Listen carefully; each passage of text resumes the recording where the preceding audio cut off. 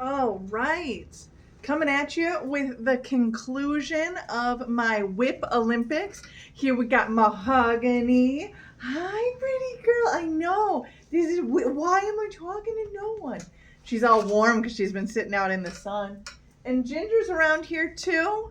I got the back door open so that way they can go in and out as they please in my little fenced in yard. Yes, you're such a good girl. Yeah.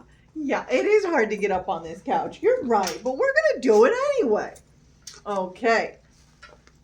So I wanted to give you an update on how my finished projects were going.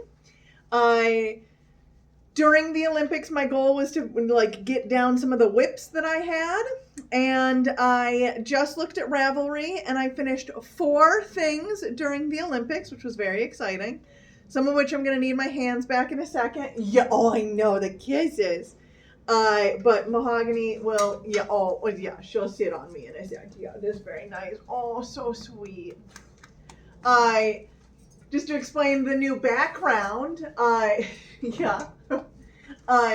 it's beautiful out today, and so I thought, why not enjoy the backyard sun area? And Mahogany doesn't know what to do with herself. Hey, be careful. Be careful. Thank you. Good girl. So I finished 2 melt the ice hats. Neither of which I have. I have one that I finished before the Olympics that I can show off. But in other videos I have them as well. So this is a melt the ice hat. I didn't do the tassels on any of the 3. And the proceeds go towards different things that are fundraising to help out people, mostly in the Minnesota area, that, they might need help. So this is a real simple little pattern. I highly recommend it if you're a beginner or if you're experienced or anything like that. And I will put a pattern down below. So I finished 2 of these. One of them I had started already before the Olympics had started. And another one I started and completed within the Olympic time frame. So 2 of these got finished. And this one was so close to being done that all I had to do was I think another 2 rounds, and then I finished it and I cast it off and bam. So now I've got myself a nice hat that finished. This I even did during the opening ceremonies. And it's a pretty good hat for 60 degrees like today. Maybe I'll wear it for the rest of the time. This one's a free pattern from Hedgehog Fibers. And it's real thick yarn with real thin yarn. And you do brioche. Oh, out the little Ginger cam right now. You see her? Oh, where is she? There she is. Yeah, you grunty. Little grunty and sun-kissed. She's having a good time. So those are 3 of the things that I finished, right? 2 hats that I both either had recently started or started during the Olympics and then completed in that time. This guy was almost practically done, and it was just a matter of getting it over the finish line to that finished completed project. And then I had a whole bunch of these. Some of them I hadn't had any of the circles at all done. I had just, the skeins of the colored yarn. Some I had the circles completed, but no blue area. And then I had quite a few squares that were completely done, but absolutely nothing had become of them other than they were just squares. And I still have these 2 because I did the math wrong and I didn't necessarily need to do 3 squares for each color. But excitingly, I finished this blanket. So, just being honest, I completed it yesterday, which was Thursday, the 27th, the 26th, something like that. Which means that I did finish it outside of the 2-week Olympic window, but I was combining them. I was combining the stitches during closing ceremonies. So technically it could have been done during the closing ceremonies, but then I wanted to add a border. So now I'll show off my granny square blanket. Yeah, it's big. It's like twin size blanket big.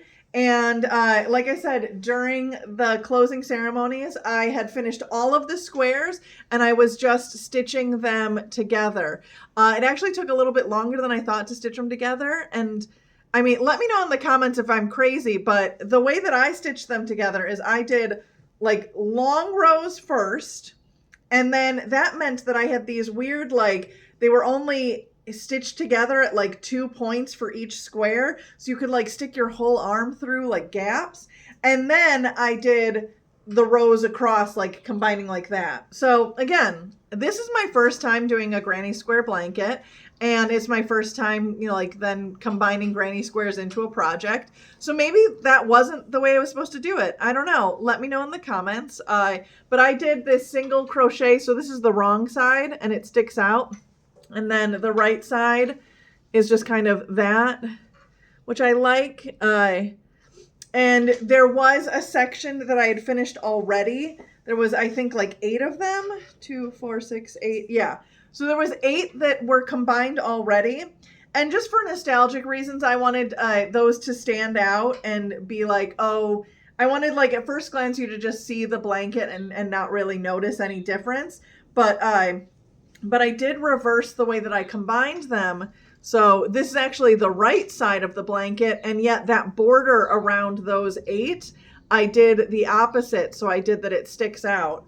So you can see that that's the original section that's bordering the original section that I did. And then this is where it stops and it keeps going for 2 more. So, but from far away, you can't even see that that's what's going on. But these 8 are the original 8. And I wanted to, again, have a nod to say that these were the 8 that I did back in 2023. And then the rest I combined later. So this section has that weird, like it juts out. And again, I don't think anyone will notice, but I'll know. And, you know, especially when you get close, you can see it, you can feel it. And I like that. So I think that's really fun. I think I said already that this is like a pretty twin size blanket. So this is the short side, and then it goes for quite a few squares, which is great. So I literally combined it during the Olympics, and then afterwards I wanted to go back and add some border. So I'll just chat about that a little now. So they already had the gold border, like every square had a gold border, but sometimes I didn't like plan it necessarily perfectly, and there was like an edge sticking out, like one of the loose strings. And so I did one yellow border to connect everything, just to make it feel stronger and to take any of those like loose loops and kind of like tuck them in as I was sewing. And I liked that look, so I did it one more time. So I did two yellow borders, and then I did one of the blues, and then I did one more yellow, and then I did this little triangular edging border. And this border is exactly the same here. Let me find, yeah, this one stands out. It's the exact same kind of, you do 3 triple crochets, and then you dip in 3 stitches later, and then you do a chain 3 double crochets, dip in 3 stitches later. So that's the triangle that I did up through the circle, the last edge, to make that like point. And so I thought it would be a nice little nod to the whole blanket to tie it all together, to give the edge that same little triangular edging. So that is what I did. I gotta be honest, I had not done like single crocheted borders before. I didn't realize that when you do then the next color, if it's a different color, you end up like eating that top like outside border row. So like you can see that there's a single yellow and a single blue here, but when I was doing the 2 yellows, I thought that you'd be able to see a little bit more of that yellow. So really, in retrospect, I would have done one more yellow row of each of these and left the light blue stitch in the center.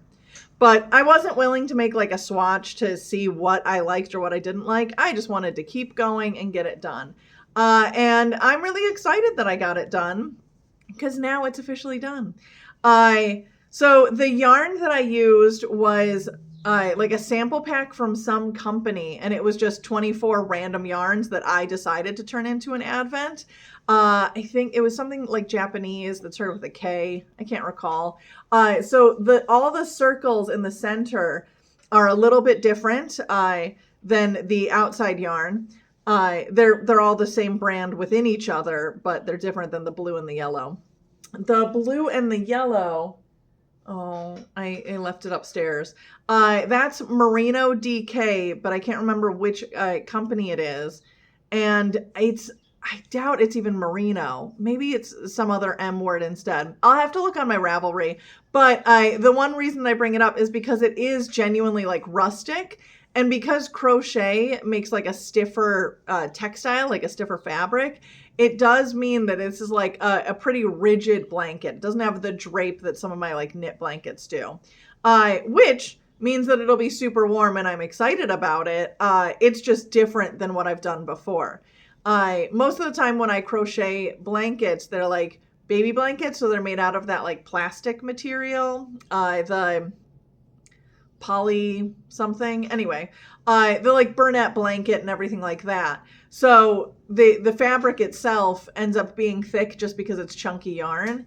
This was thinner yarn and it's still a pretty rigid fabric. It's still got a lot of kind of like a rustic feel. The yarn itself is a little bit more itchy than the like inside super fine kind of area. Just, not a good or a bad thing, just things that are worth noting.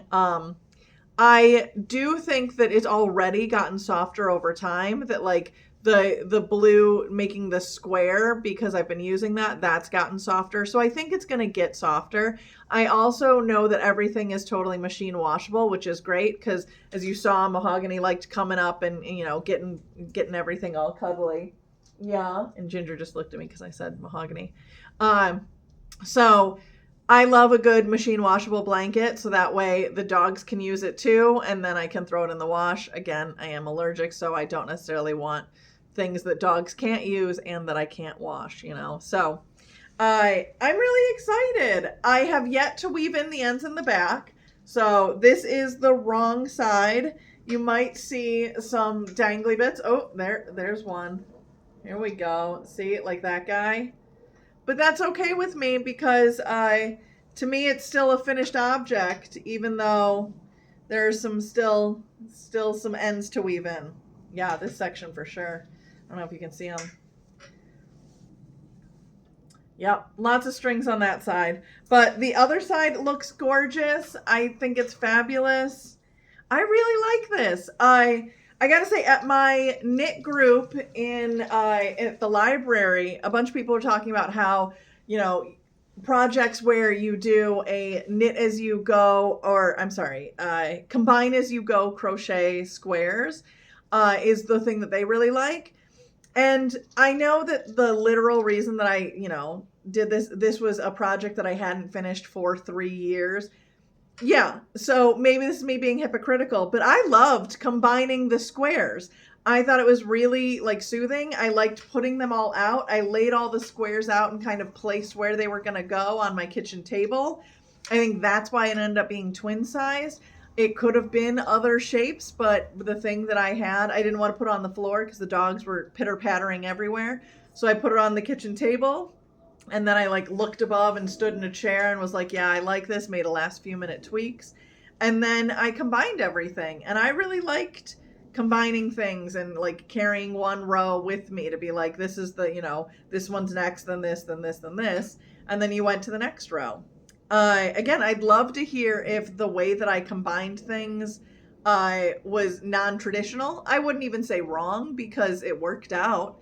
But if there's like a more effective way or a stronger way of doing it, that way you don't feel like your blanket's kind of gonna fall apart while you're stitching it together. Again, I did those like long tendrils first and then I went across, but that meant that after I had done this way, that there was just like 6 squares all like dangling just by like one connection point at each corner. So it didn't feel very strong, but it did by the end of it, which is great. So now you can tug it around and I feel pretty great. Anything that I don't feel good about, I can like go back to any of those corner points and, make it stronger.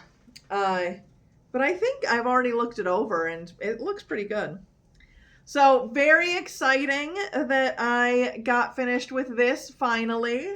It feels like a big one crossed off the list, and I like that I got it done in February. It feels very like, new year, new project completed. It makes me feel better about starting new projects because I'm either going to, in the near future, start a new sweater because even though I have 2 sweaters that I should finish, I've got the itch. I want to start another, or I'm gonna crochet another baby blanket for a friend. So yeah, it just like, because this is accomplished, I can put it on the couch. It's no longer like in a bag just waiting around. It's really like cleared up space in my head. I love it. So it definitely, this feeling of I finished something that's been lingering for a really long time is giving me that energy to like go through the rest of my WIPs and be like, yeah, I've got those 2 other sweaters. One sleeve has to be done and a little bit of the bottom of another. Another one, I've got to try it on, rip back a little, and then do stuff. And then I have to do both sleeves. So those I would love to be wearing in the spring. So I just got to get to it. So I'm very excited. This has given me that like inspiration to keep going and move forward and finish other projects. Oh, the one other thing that I worked on but I didn't finish is these socks. So I was doing 2 at a time socks, and here they are. I even had my husband try on the socks because this is for male feet. Oh, they're like full on. Wow, it's crazy that like a foot and a hand, like that could be a mitten if I just pop in an afterthought thumb. Bam. That's not what I'm doing. These are socks. And so now for these, I have to do not afterthought heels. That's the whole reason why I'm paused, is because I'm not doing afterthought. I'm doing some kind of heel right now. So because they're 2 at a time, I think I've got to do 1 heel for one first and 1 heel for another first. And then I can go back to doing 2 at a time. I've even found a video. I just need to watch it and do it. The blanket took more of my mind space, as well as it was a little bit more thoughtless of a project. This one I've got to sit down, make sure I'm not watching subtitles, make sure I'm, not listening to a book. I've got to just put on jams or something old like The Office, and that's where I can get these done. But I got significant progress done. And I got to a point where I know what to do next, which is why I'm excited about these as well. So that happened as well during the Olympics, and yet I didn't complete them, but that's okay. I know that they're the right size, like the toe to the ankle is the right size and everything. So just a matter of getting it done and getting started on that heel. I'm going to make sure that I find a heel that's really good for wear and tear. These are going to be like worn by people who don't necessarily, want to be like, oh, they're only slipper socks. So again, in the comments, if you've got any recommendations on a heel that's really sturdy for walking around socks for knitting, let me know.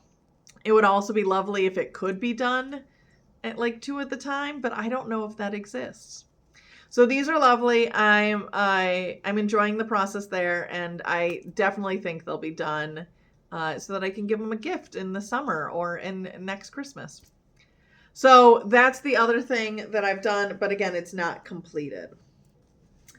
Let me know what you have been up to, whether or not you joined me in this whipping down during the Olympics, or maybe you started a project and then wanted to finish it during the Olympics, a good 2-week project. Whatever you decided, let me know and hit me up in the chat. Maybe you're making a melt the ice hat and you're excited to share with me. That would be awesome. Whatever you do, have a great day. If you're in the Midwest, enjoy this little hiccup of warm weather, because tomorrow and Monday, a storm's a coming. We got more snow, more rain, more cold. So enjoy the sun while you can, it's beautiful now. Yeah, I hope you have a great weekend, and I hope you enjoyed the Olympics. It was really fun. I definitely enjoyed watching like skeleton and bobsledding. The figure skating's always awesome. I watched some hockey. One of the girls from the female hockey team is from a town right next to me in Evergreen, Illinois. So that's fun. I think her name's Alyssa. Go Alyssa! That was awesome. It was super exciting to win gold there. Saw something that said Golden Girls, and I was like, that's fun. Yeah, there we go. The men also at hockey were awesome. So really cool. I definitely preferred the Summer Olympics, but the Winter Olympics was fun. It's always cool to watch curling every 4 years. All right, I'm gonna let you go. Hopefully you enjoy. Stay safe if you're in the middle of a winter storm. Otherwise, enjoy the weather that you've got. All right. See you later. And remember, if you don't love what you're crafting, just put it down, walk away, take a break. And maybe when you come back to it, you'll feel this awesome sense of like, I finished it and I feel cool. So enjoy your crafting. Craft like you only live once. All right. That's Crafting with Kara. Bye.